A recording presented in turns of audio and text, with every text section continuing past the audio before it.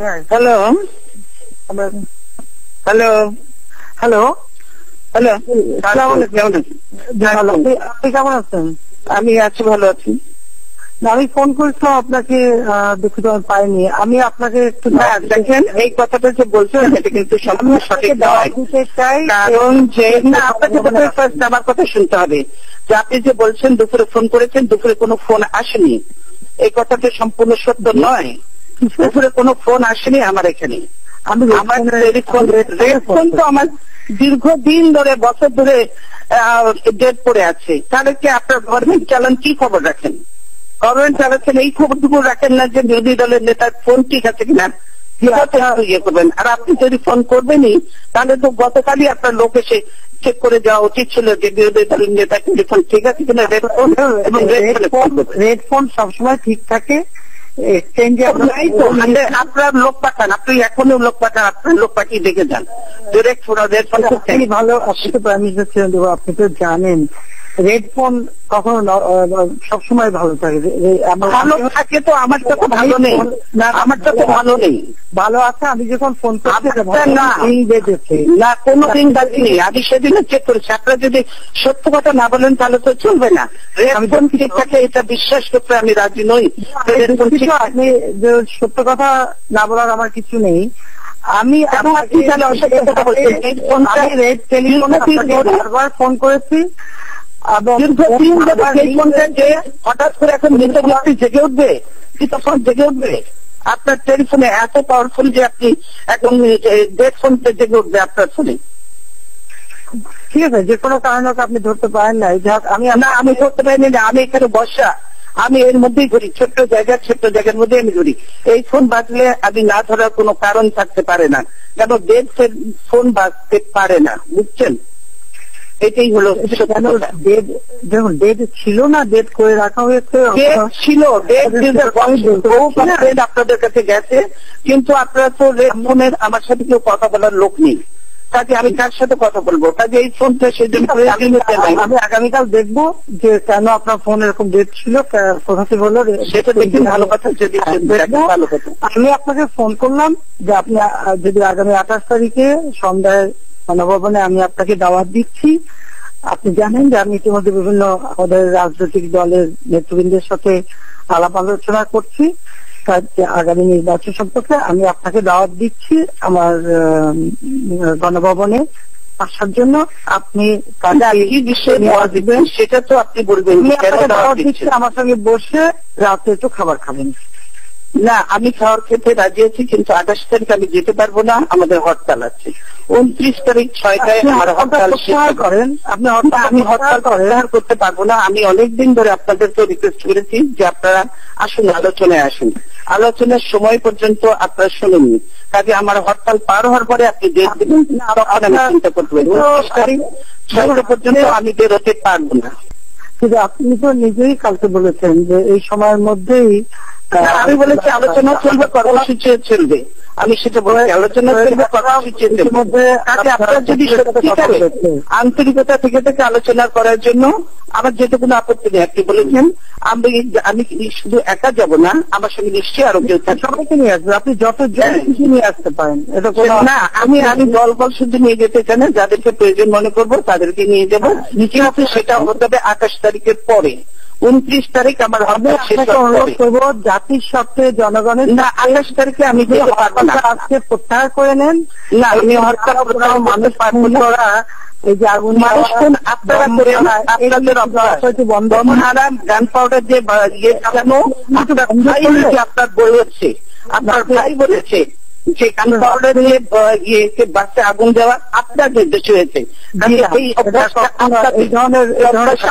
আমাদের সেসব অভ্যাস নাই, আমাদের সেসব অভ্যাস নাই। মানুষ চালান, মানুষ মারেন, ইয়ে করেন, রোগী বোঝালে মানুষ মারেন, এগুলো সব রেকর্ডেড এবং আপনার নির্দেশে আপনার মুখ থেকে এই শব্দ বেরিয়েছে। কাজে আপনি এগুলো অস্বীকার করতে পারবেন না। আমি বলছি সেজন্য হরতাল চলবে। 29 তারিখ 6টার সময় শেষ হবে। আমি 29 তারিখে আমি জনগণের আমি ইয়ে করতে পারি। আপনি দয়া করে হরতালটা না, দেশের স্বার্থেই আমি হরতাল দিয়েছি, জনগণের স্বার্থেই আমি হরতাল দিয়েছি, যেহেতু আপনারা কোনো আলোচনায় আসতে রাজি নন। সেজন্য আমাদের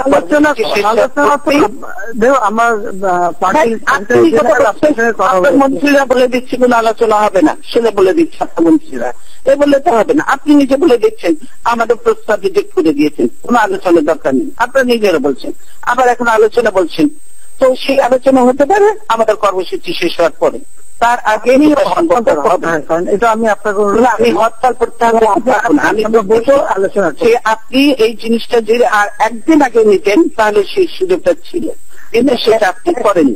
একদিন আগের বিষয় না, আপনি জানেন আমি বিভিন্ন দলের সাথে বসছি, আমি জানি যে আপনি খুব ব্যস্ত মানুষ, আপনি অন্যান্য কাজে ব্যস্ত, তো আমরাও নিশ্চয়ই আমাদের হয়তো অত বেশি ব্যস্ততা না থাকলেও আমাদের যথেষ্ট ব্যস্ততা আছে, কিন্তু ইচ্ছা করলে উপায় বের করা যায়, কিন্তু আপনি সেটা করেননি। এবং আপনারা আমি তো নির্ণয় পরিচয় দেয় কালকে যে আমাদের যে পারমিশন দিলেন, এত দেরিতে করে দিলেন, কতদিন আগে পারমিশন চেয়েছি, মাইক পর্যন্ত লাগাতে দেন, মানুষটা সে জনসভায় কথা শোনার জন্য আপনারা মাইক পর্যন্ত লাগাতে দেন, আমাদের মাইক পর্যন্ত লাগাতে দেন, তো মানুষটা সে দাঁড়িয়ে দাঁড়িয়ে কথা শুনতে পারে না। এটা কোন দেশে গণতন্ত্রের নমুনা দিচ্ছেন আপনি?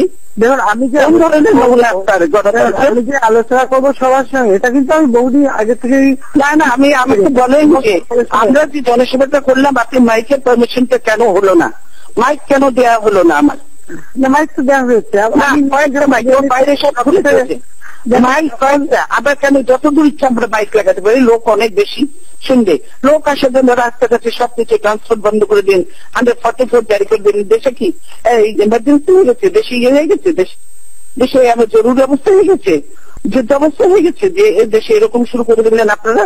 এটা কি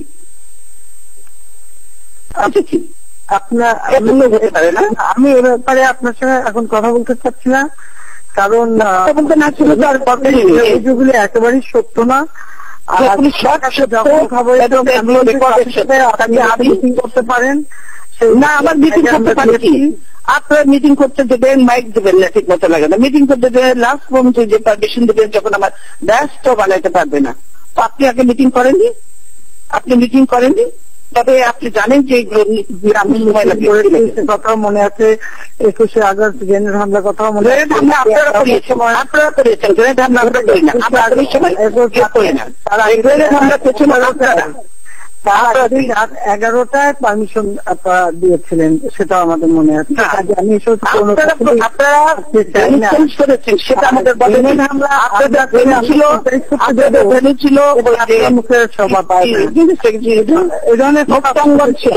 সেখান থেকে যে আপনারা ভেন্যু চেঞ্জ করে নিয়ে গেছেন আপনার অফিসে, সেটা পর্যন্ত আপনারা জানেননি।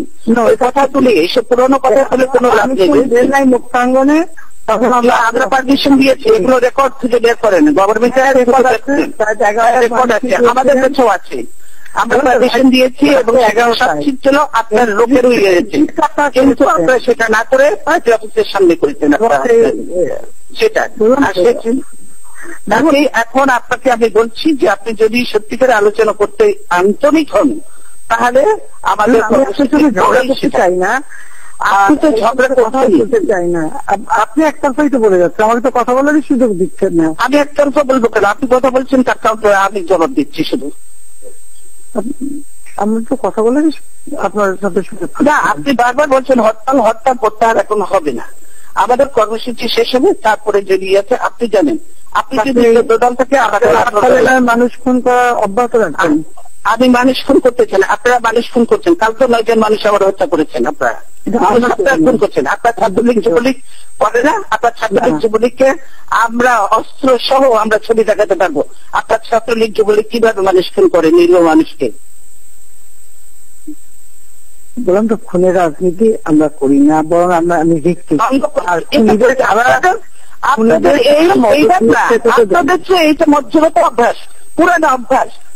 সেই আপনার স্বাধীনতার পর থেকে 71-এ যখন ক্ষমতায় ছিলেন তখন তো এই হত্যা করেছেন, এত মানুষ হত্যা করেছেন, এইগুলো ভুলে গেছেন আপনি? 71-এ আমরা হত্যা হয়, হ্যাঁ অবশ্যই 71-এর পরে সরকার গঠন করে অপরাধীদের রক্ষার জন্য যুদ্ধ অপরাধীদের রক্ষা আমরা করেছেন। আপনার যুদ্ধ অপরাধীদের বিচার যদি ঠিক মতো করতেন আমরা পূর্ণ সমর্থন দিতাম, কিন্তু আপনার সেই ট্রাইব্যুনাল করেনি, ঠিক মতো না করে একতরফা করেছেন, এবং আপনার দলে যে অনেক যুদ্ধ অপরাধী আছে সেগুলো একটাও ধরেননি, সেগুলোকে একটাও ধরেননি। বিষয় বিচার করছেন। আপনি নিরপেক্ষ প্রধানমন্ত্রী, আপনি তো প্রধানমন্ত্রী নন।